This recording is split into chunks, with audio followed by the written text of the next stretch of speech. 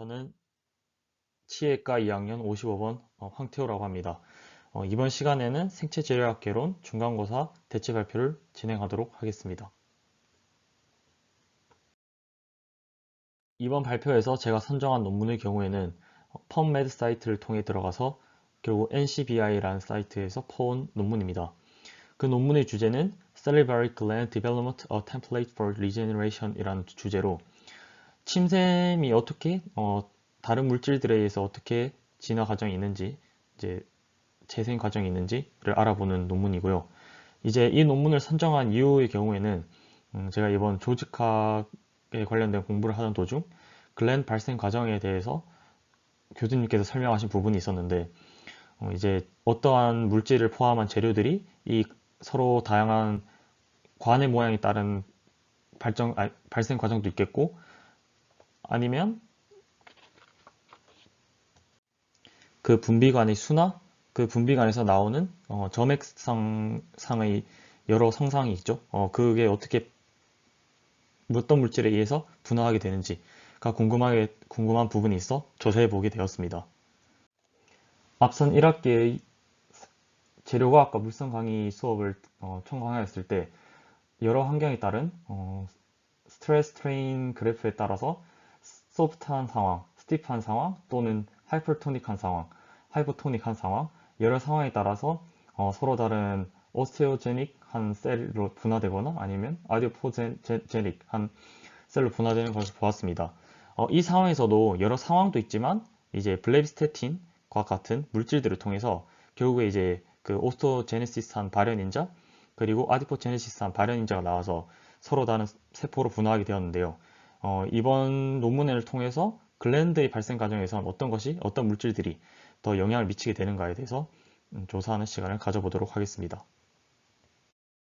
네, 이번 슬라이드에서는 이 논문의 초록 abstract 부분과 introduction에 대해서 소개해 드리도록 하겠습니다.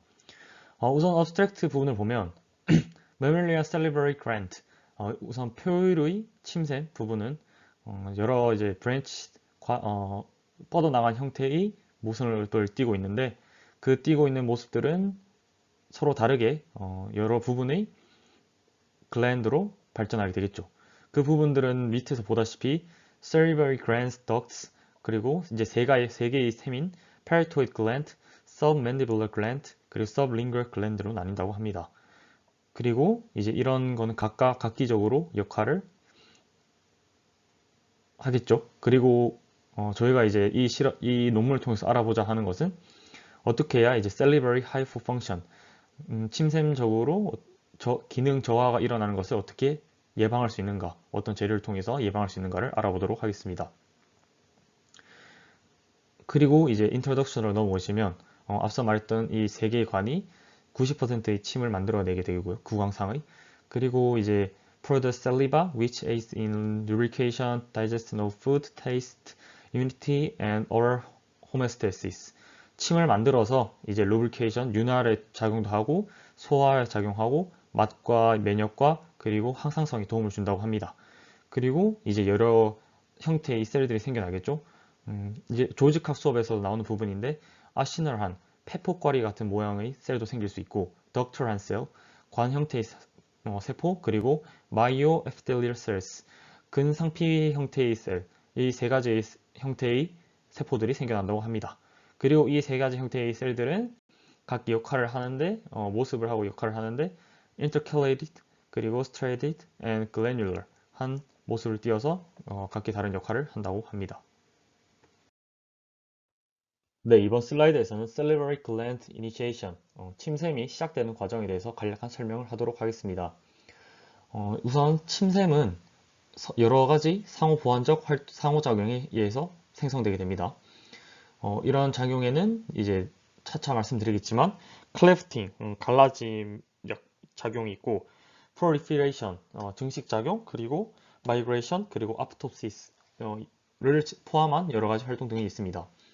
쭉 읽어나가면 이제 신경적인 크레이트 셀들이 이런 응고하는 상황을 만들어내게 되고 이런 그런 상황이 이제 구강 내 상피 세포들이 이제 두꺼워지는 것을 배아 11일 정도에 발생하게 되는 것이죠.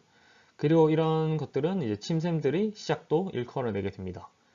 네, 이제 그것은 이제 앞선 간략한 설명드리고 여기서 이제 그림상으로 확인해 보시면 salivary glands 모습에서 여기 보시면 이제 꽈리 같은 형태의 acinar cells를 볼 수 있고 여기 있는 덕트 같은 덕셀 모형도 확인할 수 있었습니다. 그리고 염색하면서 이렇게 붉은색으로 아시날 부분을 염색하였고 덕트한 것도 더 잘 보이게 되겠죠. 네. 이렇게 시간이 가면 갈수록 진화하는 과정을 보이고 있습니다. 그리고 이제 클래프팅 과정에 대해서 간략하게 설명하자면 클래프팅 과정은 앞선 조직화학에 관련된 간단한 설명이 있었지만 1차원적인 상피세포에서 선형의 상피세포에서 그 상피세포가 어떻게 글랜드한 모습을 시작되게 되는지 상피세포가 갈라져서 글랜드를 형성하는 가장 첫 과정이 되겠습니다. 클래프팅 시작하는 과정에서 BTB 도메인 컨테인 C7이라는 이런 것이 발현되게 되면 이제 앞서 말했듯이 컬럼날 셀 1차원적인 원주 세포의 형태가 무너지게 되는 모습을 보이게 되고 그것들이 이제 라미닌 체인들을 형성하고 헤파린 설페이트 체인스를 형성하여서 여러 효소들이 활성화되어 이제 이런 과정을 일컬게 되겠죠. 그리고 이제 보시면 cytoskeletal dynamics are critical for clefting. 사이토스켈레톨 세포벽이 세포에 형성되게 되면 이것을 클래프팅 갈라지게 하는데 치명적인 역할을 하게 되겠죠. 저희가 이제 제가 1학기 때 재료과학과 물성 강의에서 배웠던데 ROCK, RHO Associated Coil Containing Kinase 이 효소가 발현되는 경우에 이제 사이토스켈레톨 세포벽이 형성되고 이제 골격이 형성되는 중요한 인자죠. 이런 인자들이 형성되게 되면 클래프팅에 안 좋은 영향을 끼치게 되겠죠. 네, 여기서 보시면 이제 클래프팅 과정은 여기서 보시면 에피텔리움이 있는데 이제 바실레미아를 뚫으면서 이렇게 갈라지게 되는 이 상황을 클래프팅 과정이라고 합니다. 네, 이번 슬라이드에서는 이전 슬라이드에서 했던 클래프팅, 갈라짐 이후의 proliferation, 갈라짐 이후 이제 그 관이 얼마나 더 길어지고 일롱게이션이라고 하죠. 그런 상황이 어떤 인자들에 의해서 조절되는지에 대해서 관측해 보도록 하겠습니다. 우선 좌측의 이제 논문 내용과 그림을 보시면 Fibroblast Growth Factor, Fibroblast 섬유 아세포 Growth Factor (FGF라고 약자를 두고 이제 이것이 이제 가장 중요한 proliferation 과정에서 가장 중요한 인자라고 할 수 있겠습니다.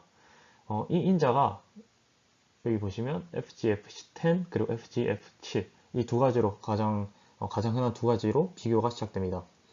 SMG는 Mandibular Gland 약자로 SMG라고 칭하고요.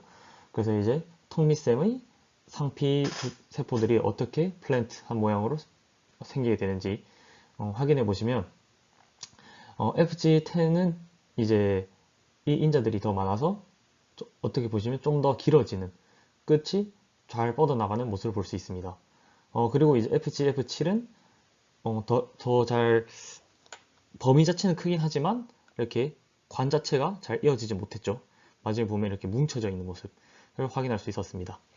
따라서 이제 결과값을 보게 되시면 FGF10이 좀 더 친화도가 높고 그래서 이제 이것이 FGFR 리셉터에 좀 더 많이 붙게 되는 것이죠. 그래서 이제 여기서 가장 중요하게 생각하는 HS, 헤파린 설페이트를 좀 더 친화도 높으니까 이런 이제 리간드라고 하죠.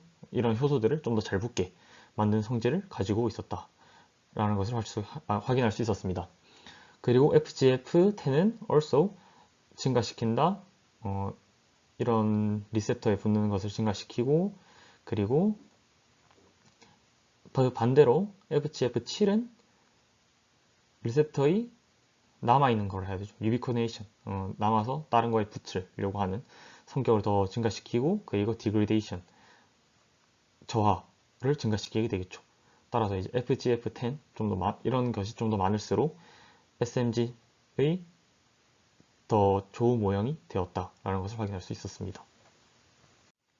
이런 FGF 같은 경우에는 뻗어나가는 엔드버드가 어떻게 생성되는지에 관련된 효소고, 이를 제외하고도 직접 이제 샘들이 생겨나는 세포 말고 주변 세포가 어떻게 그 모양을 잘 유지하느냐, 이런 것도 중요한 요소라고 할 수 있겠죠. 그런 거에 작용하는 세포가 이제 이 카데린, 셀 무브먼트에 관여하는 인자입니다. 이 인자는 잘못된 설명이었네요. 이 인자는 FGF와 마찬가지로 inner bird, 생성되고 있는 관 형태의 벌드에만 작용하는 것이고, 그 외에 주변 세포에 작용하는 인자로는 epidermal growth factor EGF와 글리코프로테인, 그리고 KIT 셀 등이 또 다른 인자로 작용하게 되었습니다.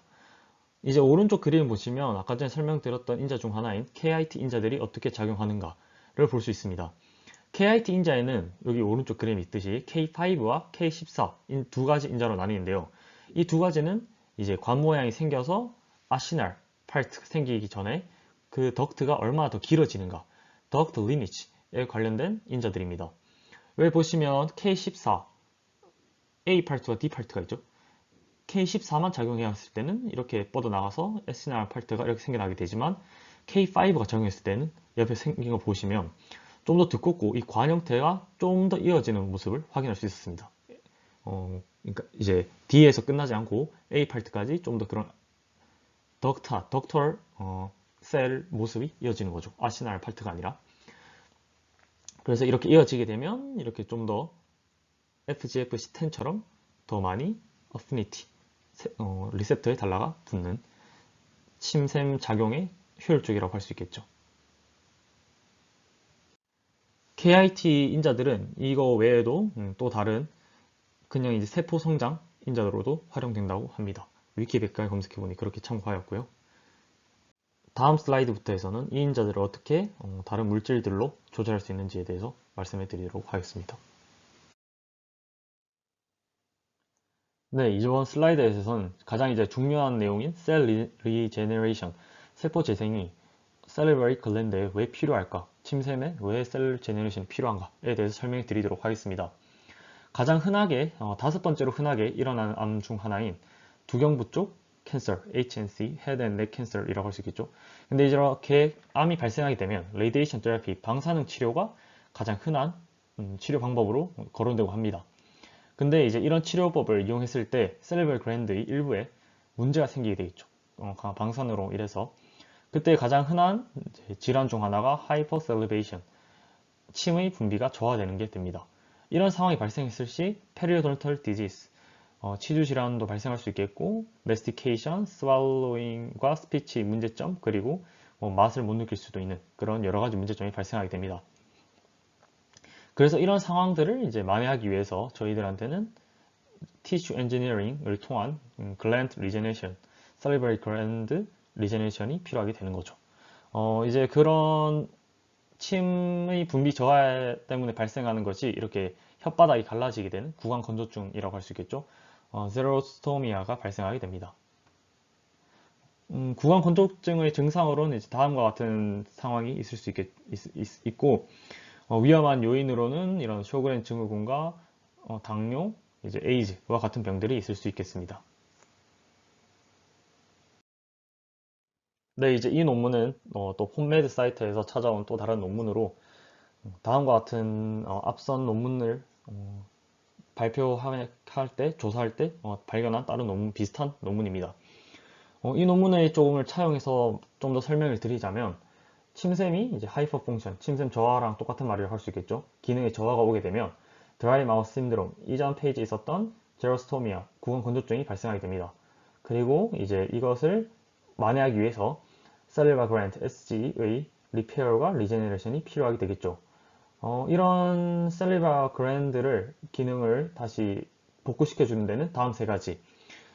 아예 스템셀을 트랜스플레인팅, 이식해 주거나, 아니면 기존에 있던 쓸모없는 셀들을 다시 이렇게 글랜드로 분화하도록 만들어 주거나, 아니면 저희가 이제 인공적인 셀을 만들어서 구강에 투여하는 그런 세 가지 방법이 있겠죠. 이런 세 가지 방법들이 이제 떻게 보면 SG, 슬리버 그랜드의 기초들을 다시 만드는데 중요하다고 합니다. 이제 좌측의 하단에 있는 그림은 이거를 빠르게 설명한 건데요. 평소에 normal SG가 있었다면 이제 이런 radiation therapy를 통해서 어느 부분이 잘려나가게 되겠죠. partial SG damage 이 그림에 보시면 오른쪽이 없어져 있죠. 이렇게 어느 부분이 상처를 입으면 저희가 이제 이쪽만 복구하면 원래대로의 셀리바 그랜드를 만들 수 있으니까 이걸 어떻게 만드냐, 나머지 이제 세 가지, 하나 둘 세 가지 방법으로 원래의 나머지 부분의 셀리바 그랜드를 만들어주고 그것을 복구시키는 원리를 설명하고 있습니다.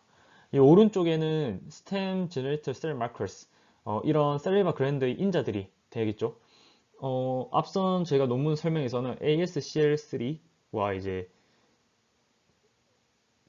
케라틴 5, 케라틴 14 정도가 앞선 설명이 있었는데, 이런 세포들은 이제 그냥 세포에서 덕트 셀들을 만들어내는 이제 클래프팅이라고 했었죠. 클래프팅한 경우를 발생시키는 인자들이고, 이 인자들을 통해서 오른쪽에 보면 그로스 팩터들이 발생하게 되어서 이런 인자들이 또 어떻게 더 길게 글랜드를 제대로 만들어내는가를 나타내는 표입니다.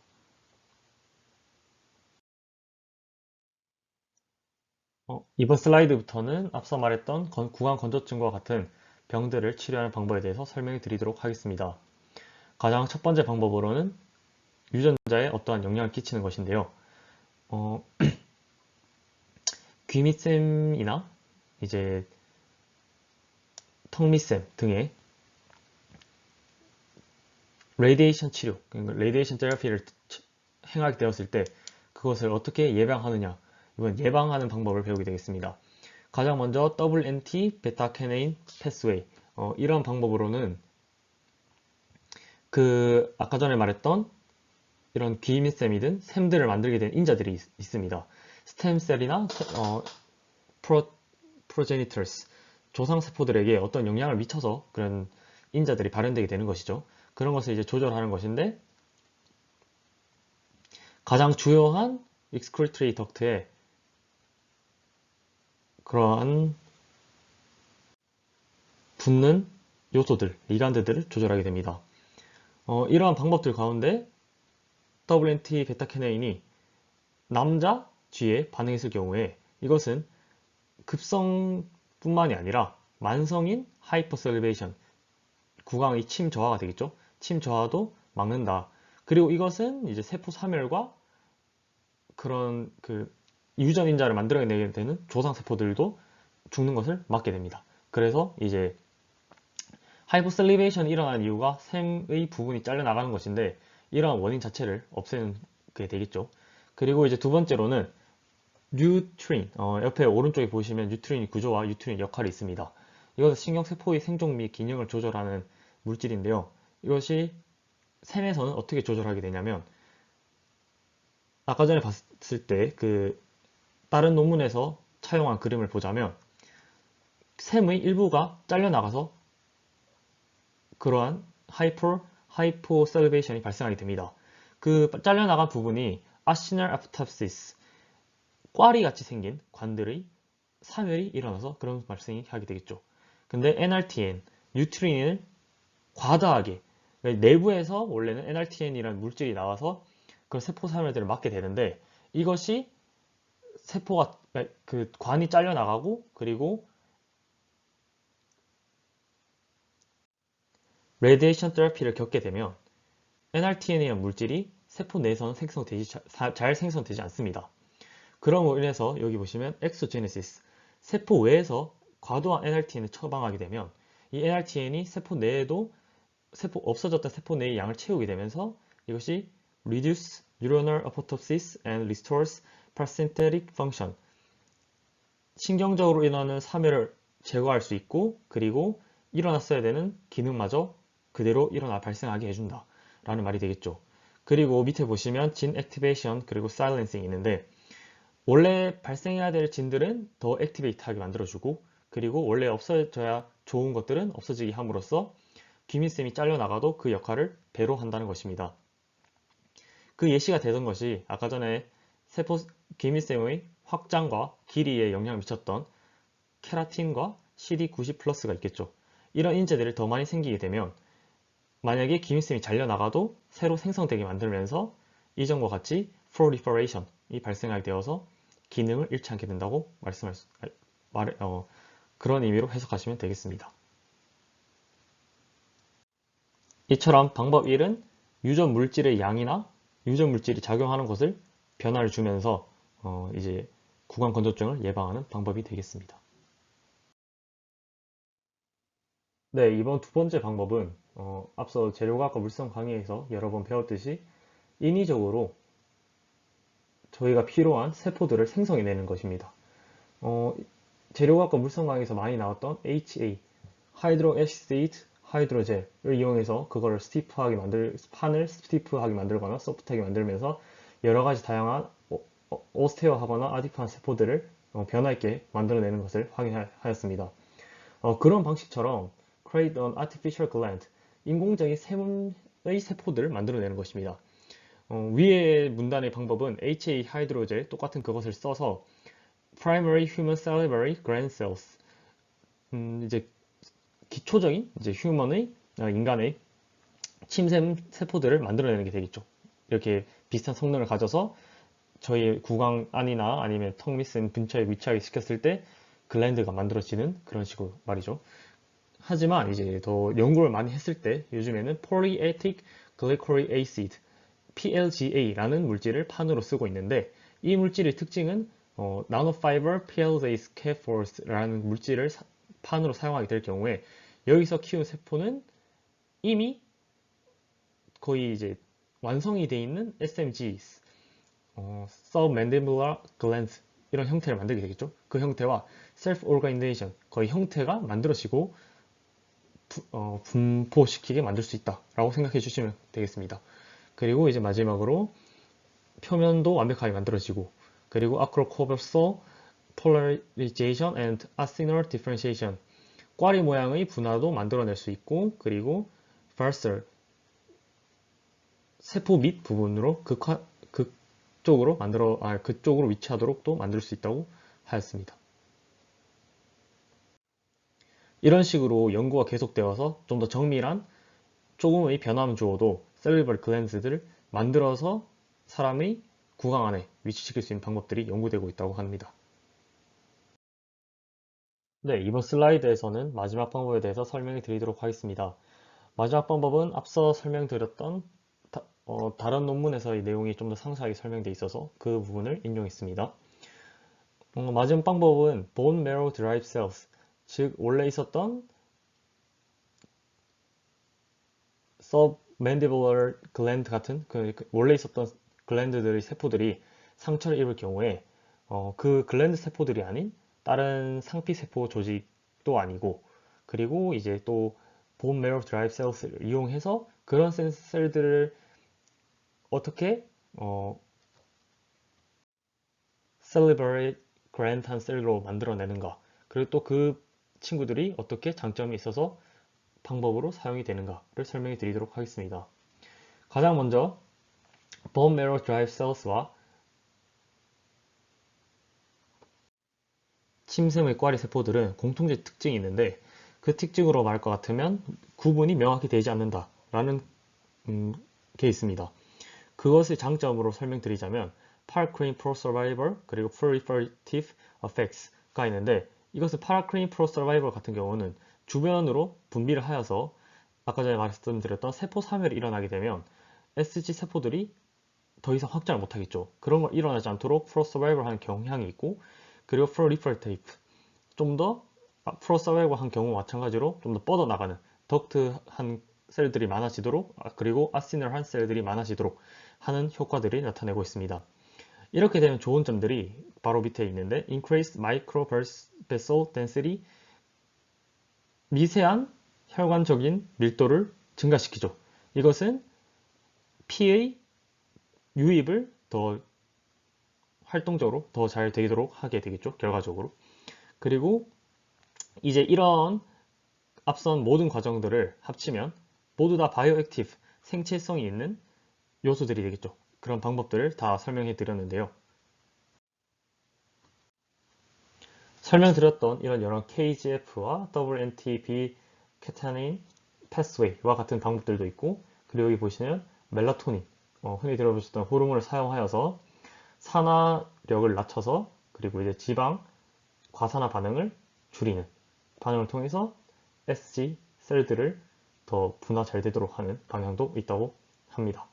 이러한 이제 결론을 말씀드리자면 salivary gland를 재생하기 위한 여러 방법들도 있고, salivary gland development, 아직 이런 디벨롭먼트에 대해서 알지 못하는 부분도 상당히 많다고 합니다. 그 인체의 하나는 군데이지만 아직 조사가 덜 끝난 부분이 많아서 그런 이제 알고리즘을 더 열심히 조사하여서 이 salivary glands, 뭐 귀밑샘이 될 수도 있고 침샘 일부분들을 바이오 엔지니어링 하는 데 있어서 좀 더 많은 연구들이 필요하고 더 잘 해야 된다라는 결론을 담고 있습니다.